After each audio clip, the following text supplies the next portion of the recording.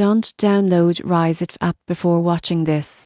If you're thinking about downloading Rize ETF to start investing in exchange-traded funds, pause for a moment. Most people assume ETFs are always low risk and beginner-friendly, but the surprising truth is that not all ETF platforms and not all ETFs are created equal. Rize ETF is a platform that allows investors to buy thematic ETFs like clean energy, technology, or risk-focused funds. The idea is simple. You can gain exposure to a sector without picking individual stocks. But here's where most people get it wrong. Thematic ETFs can be highly concentrated.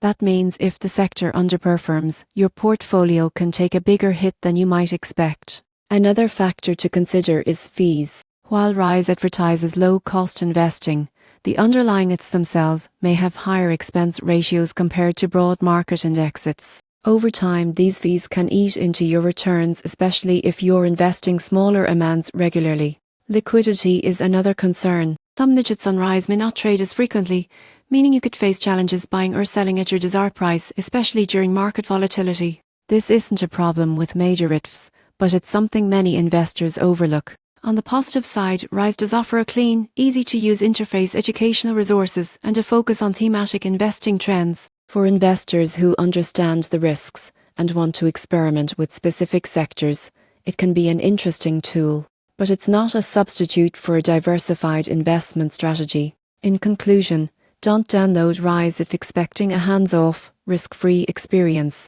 The platform is best suited for informed investors who are aware of sector concentration risks, fees, and liquidity concerns. Start small, research each ETF thoroughly, and consider using it alongside broader diversification strategies. By approaching Rize with caution and knowledge, it can become a valuable addition to your investing toolkit rather than a source of unexpected losses.